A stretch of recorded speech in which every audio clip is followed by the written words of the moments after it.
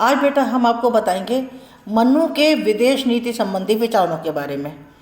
तो मनु ने विदेश नीति संबंधी विचारों को दो भागों में डिवाइड किया है, यानी उसने इसके लिए दो सिद्धांतों का प्रतिपादन किया है।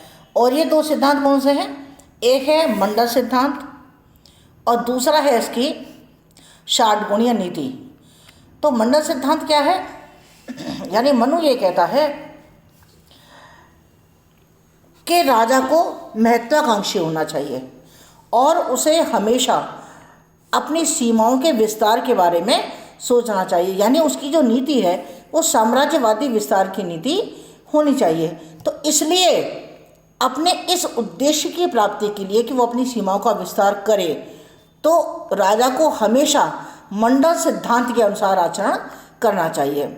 और मंडल सिद्धांत में क्या होता है? जो मनु का जो मंडल सिद्धांत है उसका केंद्र बिंदु होता है विजुगीष राजा। जैसे कि मैंने आपको पहले ही बताया था फर्स्ट सेमेस्टर में कि कौटिल्य के मंडल सिद्धांत में तो सेम उसी तरह से मनु के मंडल सिद्धांत में भी जो केंद्र बिंदु है विजुगीष राजा होता है। और विजुगीष राजा का क्या मतलब होता है कि विजुगीष यानी विजय की इच्छा रखने वाला राजा, जो चारों तरफ अपने राज्य की सीमा का विस्तार करना चाहता है, ऐसा विजुगीष राजा वो होता है। तो मनु ने राज्य के मंडल की चार मूल प्रकृतियां बताई हैं, यानी वो ये कहता है कि जो राजा विजुगीष राजा की सीमा के पास रहता है, तो विजुगीष राजा और उसके विरोधियों में संधि होने पर, अनुग्रह करने में या विरोध होने पर दंडित करने में समर्थ हो, वह राजा मध्यम होता है। यानी जो विजुगीष तथा मध्यम राजाओं के मध्य एकमत होने पर, अनुग्रह करने तथा विरोध करने पर निग्रह करने में समर्थ होता है, तो वह राजा उदासीन होता है, यानी उसको इन सब चीज़ों से कोई मतलब नहीं होता। अब मनु ये कहते हैं कि राजा के लिए शत्रु तीन प्रकार का होता है। पहला शत्रु होता है सहज शत्रु, दूसरा होता है कृत्रिम शत्रु और तीसरा होता है राज्य की भूमि के पार्श्ववर्ती शत्रु।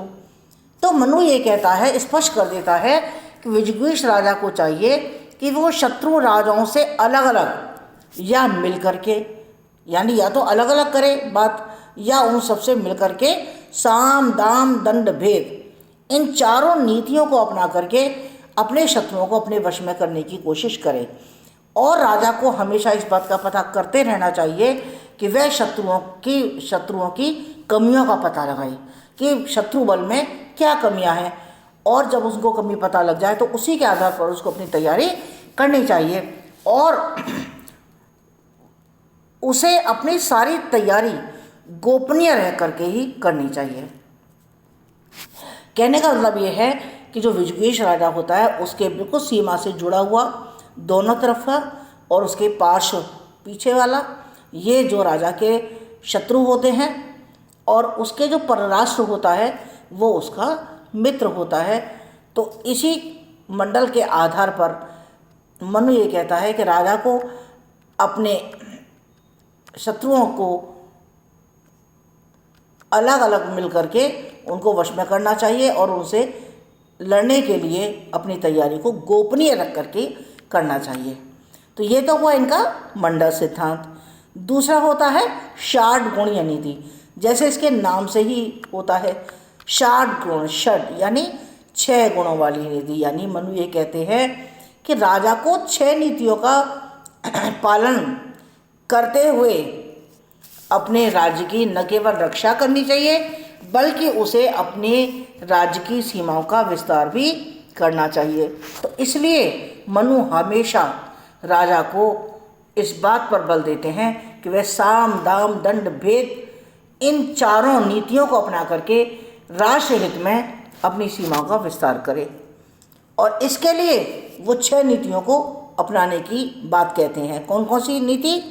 साध, विग्रह, यान, आसन, द्वैधी भाव और संशय। अब तीनों को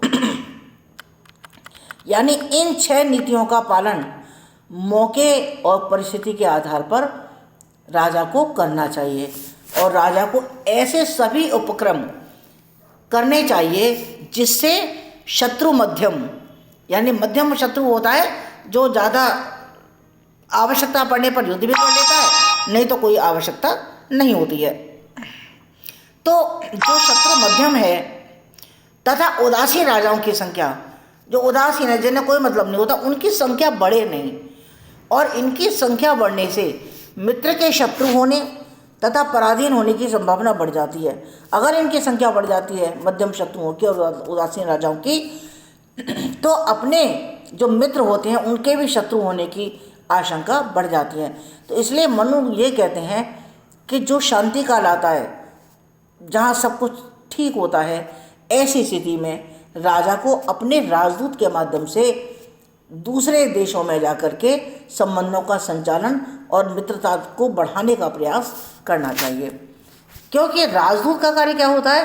राजदूत का कार्य होता है दोनों राज्यों के बीच अच्छे संबंधों को बनाने की जिम्मेदारी, उत्तरदायित्व। वो किस तरह से तो यानी इस तरह से राजदूत की जो नियुक्ति होती है उसमें कौन कौन से गुण होने चाहिए? योग्यता होनी चाहिए, शास्त्रों का ज्ञान होना चाहिए, वाक्पटु, बोलने में चतुर होना चाहिए, और देश प्रेम का भाव उसमें कूट कूट करके भरा होना चाहिए। इस तरह के गुण किसी भी राजदूत में होने आवश्यक होते हैं।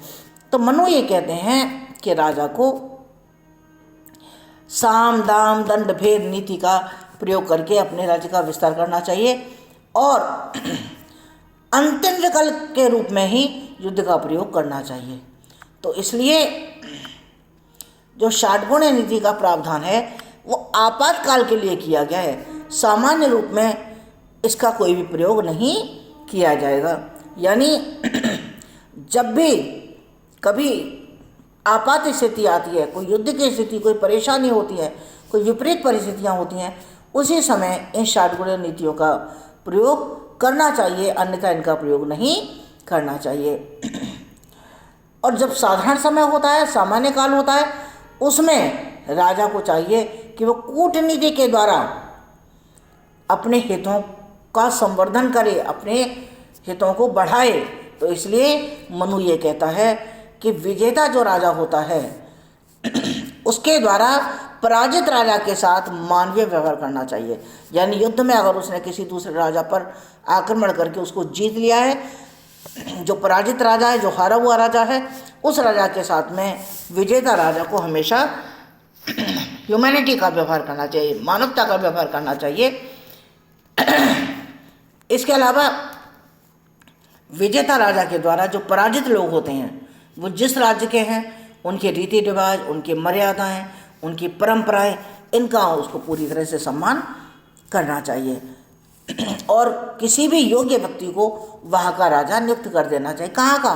जिस राष्ट्र को पर उसने आक्रमण किया और उसको जीत लिया है, तो राजा और उसके जो भी लोग सब उसने बंदी बना लिए हैं, तो उस राज्य पर किसी भी योग्य व्यक्ति को राजा के रूप में नियुक्त कर देना चाहिए, और फिर जिसको उसने राजा बनाया है उससे संधि करके उसको फिर मित्र बना लेना चाहिए।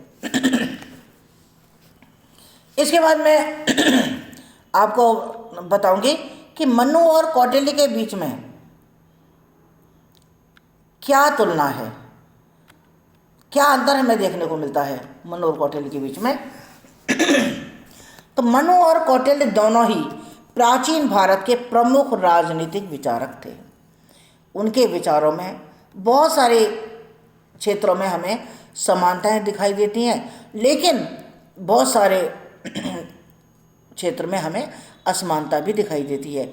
लेकिन दोनों ही विद्वान अपनी भारतीय परंपराओं, रीतियों और वर्ण व्यवस्था पर, वर्णाश्रम व्यवस्था पर को स्वीकार करते हुए हमें दिखाई देते हैं, और दोनों ही ब्राह्मणों को समाज में उच्च स्थान और कम सजा का प्रावधान करने की व्यवस्था करते हैं। यानी मनु और कौटिल्य दोनों ही ये चाहते हैं कि ब्राह्मणों को समाज में ऊंचा स्थान मिले और कम से कम उनको सजा का प्रावधान उनके लिए किया जाए। तो कौटिल्य जो है वो सृष्टि के संबंध में स्पष्ट मत नहीं रखता, लेकिन मनु कहते हैं कि ब्राह्मणों का जन्म ब्रह्मा के मुख से हुआ है, क्षत्रियों की उत्पत्ति उनकी भुजाओं से हुई है, वैश्यों की उत्पत्ति उनके पेट से हुई है। तो दोनों मानव जीवन का जो मुख्य उद्देश्य है धर्म, अर्थ, काम और मोक्ष है। तो दोनों ही दंड नीति को स्वीकार करते हैं। मनु के अनुसार दंड ही राजा है और राज्य की उत्पत्ति के संबंध में दोनों के विचार समान है, यानी मनु और कौटिल्य। मनु जो है दैवीय उत्पत्ति के सिद्धांत को मानता है, लेकिन थोड़ी से समझौते की झलक उसमें दिखाई देती है। और कौटिल्य जो है वो राज्य की उत्पत्ति को वो भी समझौतावादी सिद्धांत के रूप में स्वीकार करता है। यानी कि दोनों ही मनु और कौटिल्य राज्य को सावयवी सिद्धांत मानते हैं, ऑर्गेनिक, और इसलिए दोनों ने ही राज्य को शरीर रूपी 7 अंग बताए हैं। जैसे सबसे पहले आता है स्वामी, अमात्य, जनपद, दुर्ग, कोश, दंड और मित्र। ये 7 अंग दोनों ने ही बताए हैं। और मनु और कौटिल्य दोनों ही ये कहते हैं कि ये 7 अंग जो हैं वो 7 अंग राज्य के लिए श्रेष्ठ हैं। दोनों ही राजतंत्र को शेष शासन मानते हैं, दोनों ही राज्य को सर्वसत्ताधारी बताते हैं और दोनों ही राज्य के एक समान लक्ष्य बताते हैं। वो कहते हैं दोनों ही का मानना है कि प्रशासन में मंत्रियों की भूमिका को आवश्यक तौर पर रखना चाहिए, यानी मंत्रियों की योग्यता के संबंध में दोनों के विचार समान हैं। कौटिल्य ने अपनी पुस्तक अर्थशास्त्र में कहा है, बहुत व्यापक रूप में इसकी व्याख्या की है, लेकिन मनु ने इतनी व्यापक व्याख्या नहीं की। लेकिन फिर भी दोनों ने दंड व्यवस्था में ब्राह्मणों को कम दंड देने की वकालत की है। कर व्यवस्था पर दोनों के विचार समान हैं, टैक्स, और वे जन कल्याण के लिए इस कर को लगाने पर बल देते थे। तो अंतर्राष्ट्रीय मामलों या विदेश नीति के संचालन में दोनों ने ही षाटगुणीय नीति तथा मंडल सिद्धांत का प्रतिपादन किया है। तो इस तरह से हम क्या देखते हैं कि दोनों में ही अलग अलग हमें कुछ इस क्षेत्रों में हमें अच्छाई मिलती है और कुछ क्षेत्रों में हमें दोनों में कमियां देखने को मिलती हैं। लेकिन फिर भी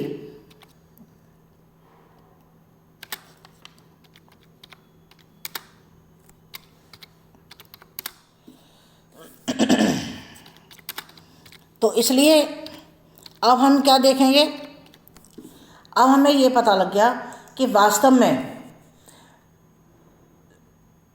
जो ये दोनों राजनीतिक विचारक हैं, वो दोनों राजनीतिक विचारक वास्तव में समाज के हित के लिए, जनता के हित के लिए अपने कार्यों को कार्य करने के लिए उनको प्रेरित करते हैं। और वो ये कहते हैं कि वास्तव में किसी भी राजा को अपने राज्य का, दोनों के विचार हैं ये, कि अपने राज्य का विस्तार करना चाहिए। दोनों ही ये कहते हैं कि किसी भी तरह से आपस में लड़ाई झगड़ा अगर हो जाता है तो उनमें आपस में उनको सुलझाने के लिए किसी भी तरह की दंड व्यवस्था का होना बहुत अधिक आवश्यक होता है। लेकिन जहाँ पर षाटगुणीय नीति की बात होती है, वो षाटगुणीय नीति का मतलब क्या होता है? षाटगुणीय नीति का मतलब होता है कि 6 गुण। 6 गुण क्या है? 6 गुण का मतलब है 6 नीतियाँ जो मैंने अभी आपको बताई थी, वो 6 नीतियाँ होती हैं। संधि का मतलब क्या होता है? जिसमें राजा संधि करता है, यानी संधि का मतलब होता है उनको राज्यों को आपस में उनको जोड़ना, किसी भी तरह का कोई भी लड़ाई झगड़ा न करना, मेल भाव से रहना। इसके बाद में क्या होता है? विग्रह। विग्रह का मतलब क्या होता है? अलग अलग होना, यानी दोनों को अलग कर देना। विग्रह करना किसी चीज़ का, जैसे हम विग्रह कर देते हैं, तोड़ देते हैं। जैसे हम कहते हैं विद्यालय, विद्या प्लस आलय हमने कर दिया, है ना। इसी तरह से हम इसमें भी हम 2 राज्यों में किसी भी तरह का कोई अगर भाव होता है तो हम उसको अलग अलग करने की कोशिश करते हैं। इसके बाद में क्या आता है? यान। यान, यान क्या होता है?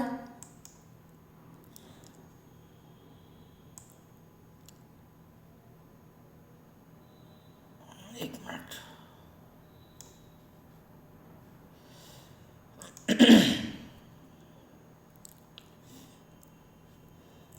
यानी ये जो आसन है, द्वैधी भाव है या संश्रय हैं, ये सब इसलिए बताए गए हैं जिससे कि ये लोग अपने अपने क्षेत्र में जो इनको कार्य दिया गया है उसको ये सही तरीके से कर सकें।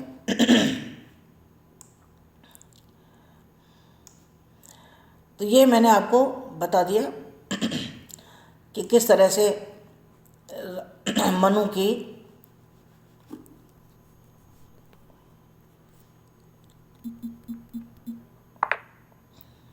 राजनीतिक फॉरेन पॉलिसी है, विदेश नीति है, जिसमें कि उसने किस तरह से अपनी फॉरेन पॉलिसी को जताया है, बताया है कि किस तरह से किसी भी राजा को अपनी राजनीति, विदेश नीति का निर्धारण करना चाहिए और